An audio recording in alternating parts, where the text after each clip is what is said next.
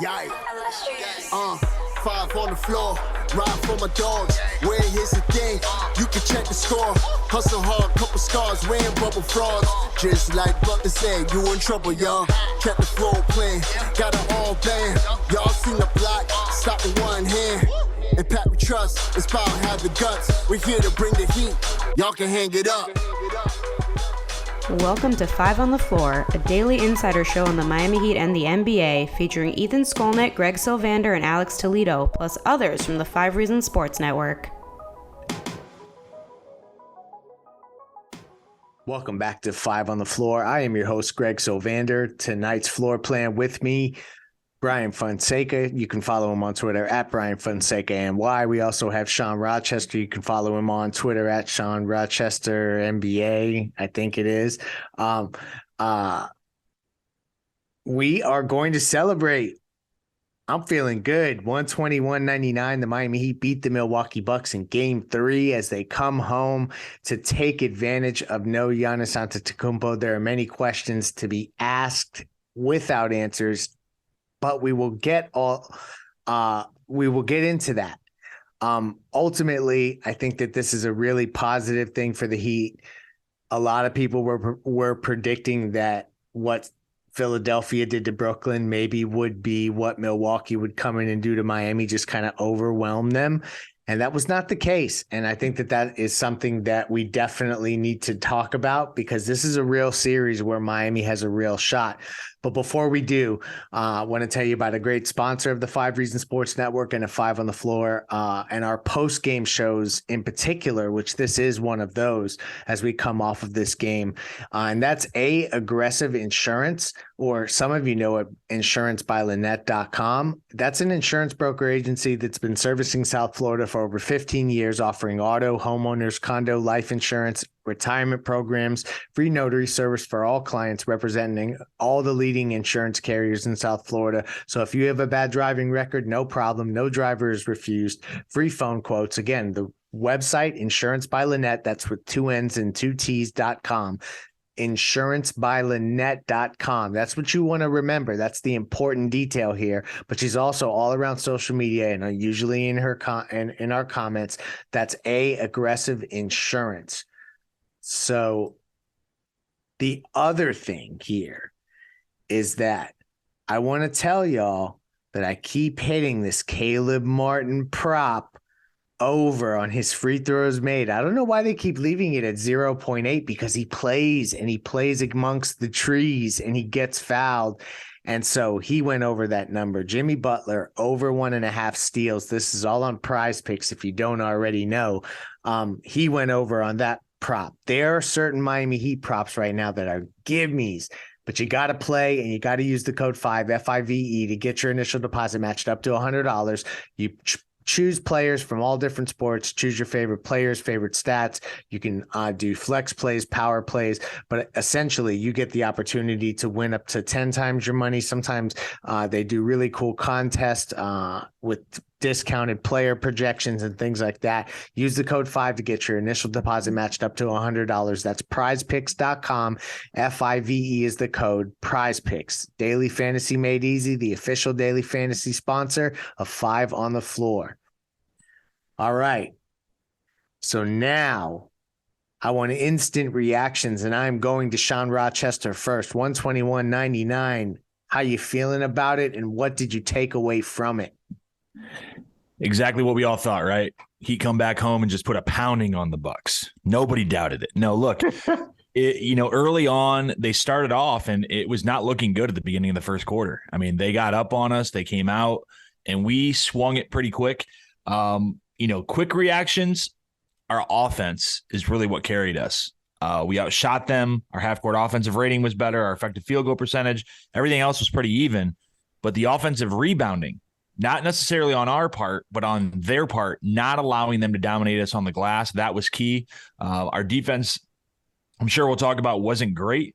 But, yeah, when we shoot the ball like that, we can be that upset team. It's just great to see a great crowd, great environment, and 2-1 with another home game. You're in a great position. And we're going to get into Jimmy Butler's injury, but let's not go there yet. Jimmy dropped 17 in the first quarter, Brian. He was looking like he was possessed. He had 30 points through 3 and didn't return, and hopefully he'll be good to go.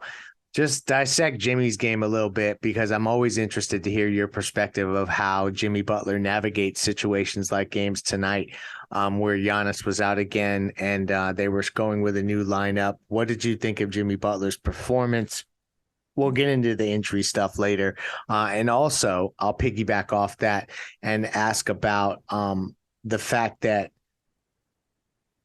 the shooters appear to be coming around. And so that's a big part of this as well. So kind of setting you up here for the assist on the Jimmy part of it, and then the shooters, and then your instant reactions as well. I think Jimmy Butler knew after game 2, he had to have a fuck you game for this team to win. And he did that, because if you're dropping 17 in the first quarter, you're ostensibly telling the other team, fuck you, we're going to win this game. I think as it pertains to just the overall performance, he was sensational until he got hurt. And the good thing about this is, if you're the Heat, he didn't have to come back after he got hurt. He actually thugged it out for a few minutes before that. And ultimately, like, we don't know as of this recording what the status is going to be. I would be surprised if it's something long-term, but tailbones and backs are tricky, as we've learned throughout the series with the Giannis Antetokounmpo, as we've learned with Jimmy himself in the past. He needed to set the tone, I feel like, and he did that. And whenever Jimmy has it going to the point where he's shooting threes, that's a great sign for your offense, because he felt very comfortable doing that. It wasn't like he got injured and then all of a sudden just started popping threes. He did it early on in the game. He went 4 for 4 from 3. I took him over a 3. I took him to hit a 3 on Prize Picks. But I also thought, like, man, he might make a couple. Like, he hasn't had a game in a while where he's made 2, and should have put money on that. But regardless, he set the tone with a starting lineup that included Kevin Love tonight, Bam, who didn't have the flashy offensive numbers necessarily, but he did his job on the defensive end. And he was fine. I think Gabe Vincent, I felt like he wasn't going to have a great game, just because he hasn't had 3 good games in a row in a while, I feel like. I actually checked, and it's since like February. So kind of felt he was going to come down a little bit, but felt good about Max Strus, and he hit some shots.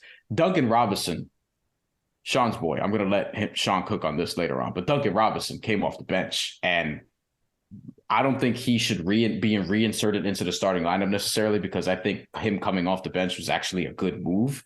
But the way he shot the ball, and ultimately the way you win playoff games is depth. The role players came through. That's how they won this game. Jimmy set the tone. The role players came through. Victor Oladipo, who unfortunately got hurt toward the end, we'll see what happens there, had a very good game. Caleb Martin, who we were loving on playback, had a magnificent 2-way game, and just going on down the line. And also, another thing I circled, they won the rebounding battle, 44-37. Simple as that. Sizing that's up. That's something that they haven't been able to do. And for them to do that today, getting Bobby Portis in foul trouble helped. So all around, Jimmy set the tone, and I thought the role players came through, and that's why they're up 2-1. You mentioned the role players. One of them was Victor Oladipo, 19 minutes, 4 of 6 from the field. Had a couple key steals, and a block. He was active, and then he had a pretty what looked like gruesome injury. I want to give you guys some quotes that have came from Brady Hawk here. He says, "We don't know right now. We'll get him checked out tomorrow. We feel like how everybody feels. That's definitely not a good feeling to see Vic on the floor like that." He says, "I feel like throwing up right now, but I don't know what the diagnosis is. I want to stay positive on this." That does not sound good from Eric Spoelstra. On playback, I immediately started talking about transactions and then regretted it because it sounds like it's not going to be good for him. And I feel bad for Depot, because he's tried and again, his he must be feeling, I would imagine, like his body is failing him, and that's tough. You know what I'm saying? To have to rehab over and over again, psychologically, physically, all of that.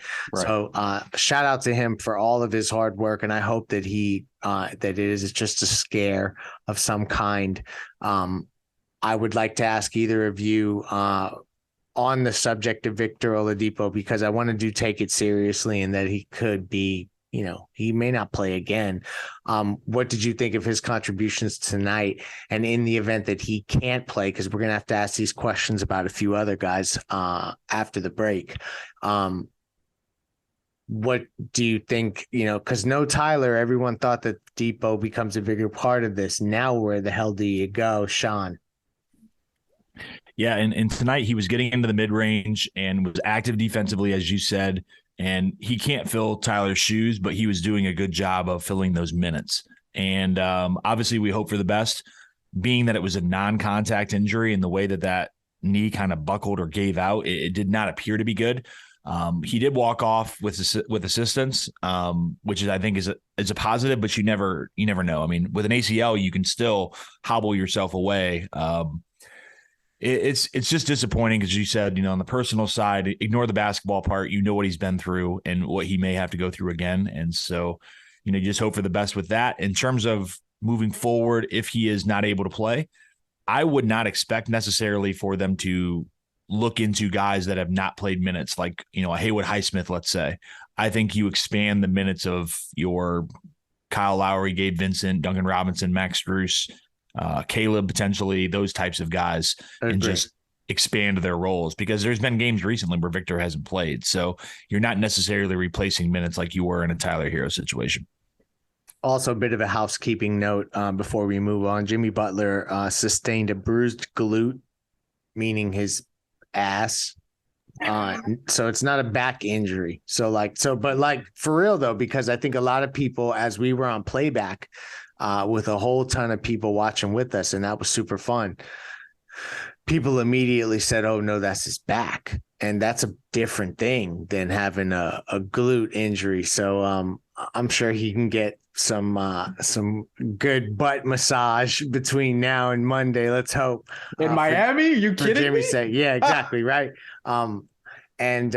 So that is another good thing. The other part I want to talk about is Duncan Robinson specifically, because it was his birthday today. And what do we say about him? He comes in and he plays efficiently around all the other guys, runs pick and rolls, finds space, gets to empty corners, sprints, does all this stuff around Bam Adebayo early. Hit some shots. Brian, I'm usually not the guy that would go to you about Duncan Robinson, but I feel like he has the opportunity here to now really step up if he can continue to shoot well. What did you think of Duncan Robinson's game tonight? Yo, Brian, let me set the stage for you, because I don't think Greg did it well enough right there. 24 minutes, 7 of 9 from the field, 5 of 6 from the 3-point line. 20 points, a plus 24 from Duncan Robinson on his birthday with a fresh haircut. Brian, take it away.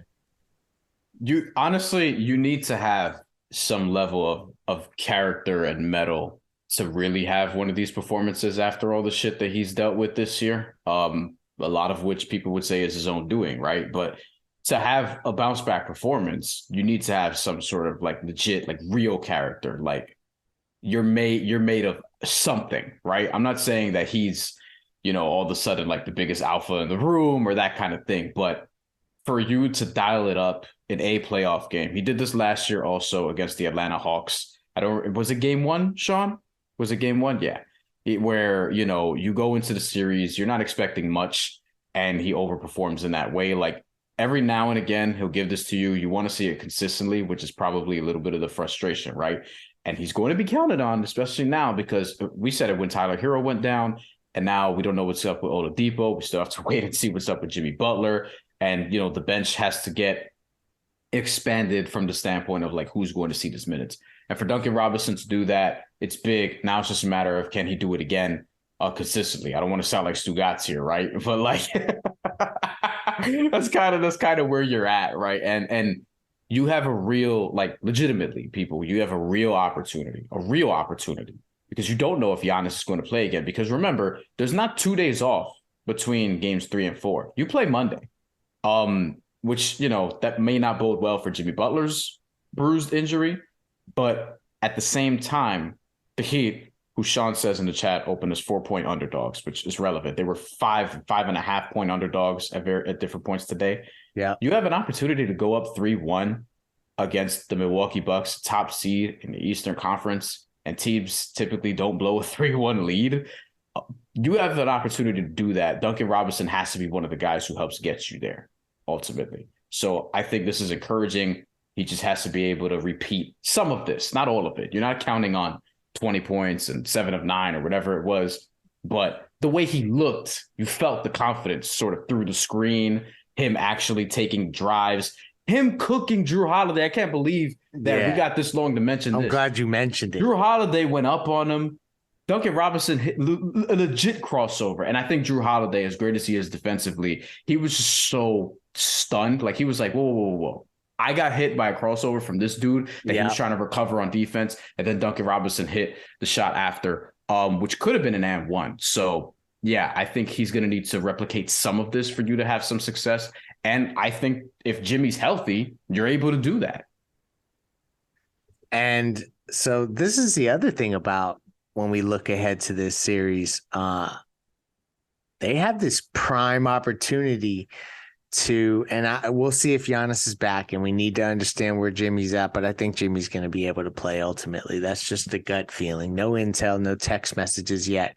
They have a chance to really claim control of this series, like really take control and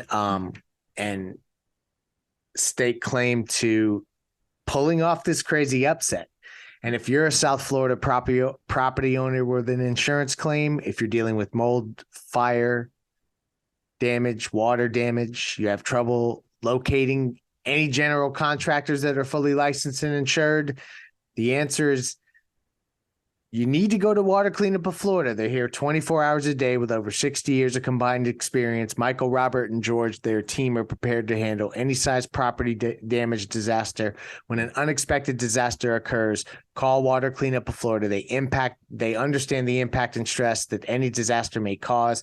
They're fully licensed A to Z, so they can be the one-stop shop to go to. 954-579-0356. Again, that's 954-579-0356. The website's WCUFL.com. They have over 80 five-star reviews on Google and Facebook. Check them out. That, validates that they will go above and beyond for you. Again, that's 954-579-0356. Water Cleanup of Florida. If you have the schmutz, they have the guts. So I said get greedy up in Milwaukee, and people laughed at me. But now you're home. They got to get greedy, right? Do either of you think that, first off, this can just be yes or no? Does winning game 3 mean the Heat is going to win this series? Yes or no? No. No. Okay. I think as things stand today, I think the right answer is to say no. But if they lost today, I would say there's no chance they win the series. Now I think they have a chance. Yeah, and that was the key thing. The game was much more important for Miami than it was for Milwaukee at this stage. But if they get the next one, you better not lose a series if you get the next one. Well, yeah, but then you're also the pressure's on Milwaukee, and there's certain things that happen when you're playing under that type of pressure where guys get the dirty pants, and you see that players like Pat Connaughton don't all of a sudden make those shots and such. Sean, do you think that they have to get game 4 to win this series, or can they split, go back, have a tough-minded game 5, play game 6, have a tough-minded game 6, and get to game 7, and go through all? I mean, obviously that's an option. It's not crazy out of the realm of possibility, but to realistically win this series, is this about defending home court? So I think the quote you were looking for there is pressure makes pipes burst. and we could have used that for our disaster cleanup or water clean. It's one of those things where, look, if you would have said a week ago before the series started, it's going to be 2-2 going back to Milwaukee, every one of us sign up for it. But the situation that we found now where Giannis is hurt, unfortunately Tyler is hurt, now Victor is hurt, Jimmy is a little banged up, you really got to try to get this third win on Monday night. Because if you can get that, you're up 3-1. Yes, you still have to get another one. And yes, you have to go to Milwaukee for potentially 2 different games if it went 7, but you have multiple opportunities to beat them one time, just one time. And the old adage of if you're flipping a coin, do you want to guess it once or do you want to guess it 100 times? You only want to have to happen one time. And you get that night where, like tonight, you shoot the ball well or like on game 1. And so I think, you still have a chance, but you get to Monday, especially if Giannis is still not able to play. Oh man, you got to take it. Wholeheartedly agree. Brian, final thoughts looking into game 4. How important do you think it is?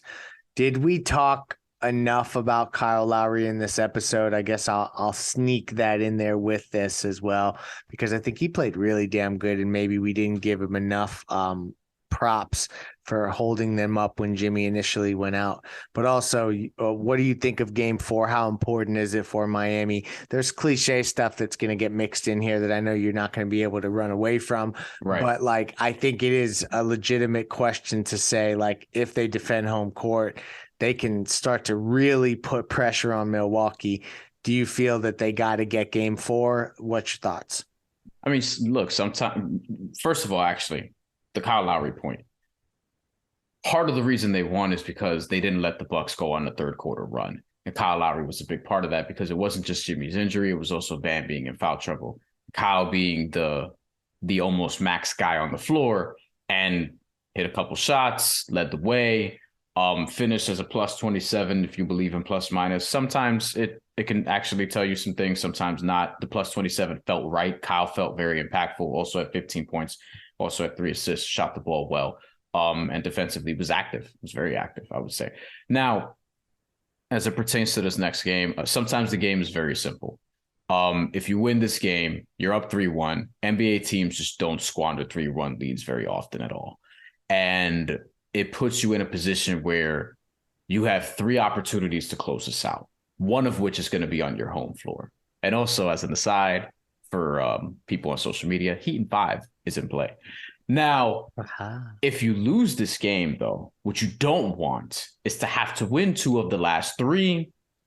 2 of those 3 would be in Milwaukee to win the series. And if Giannis doesn't play Monday, which we don't know if he will, it doesn't sound very encouraging because he hasn't really practiced and only did some individual work for this game. And they expected him to be further along. And again, backs are tricky.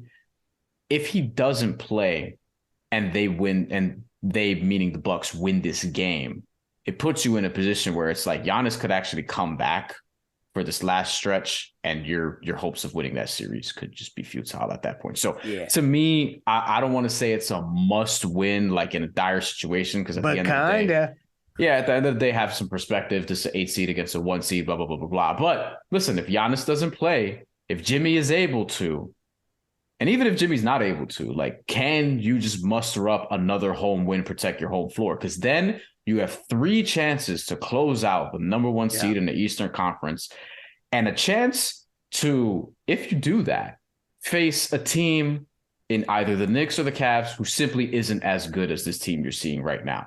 You can actually make a compelling argument who would win a series between the Milwaukee Bucks without Giannis against either of those teams. For sure. So I think you almost definitely have to win this game.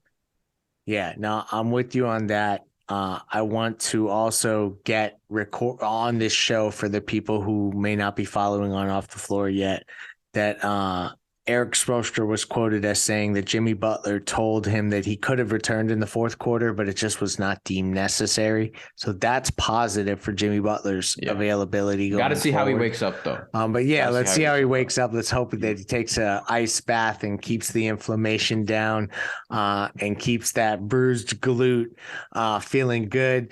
But ultimately, this is a good night for Miami Heat fans to be in the midst of a 1-8 matchup, to have this 2-1 advantage with another game at home, to have control of the series as it stands now.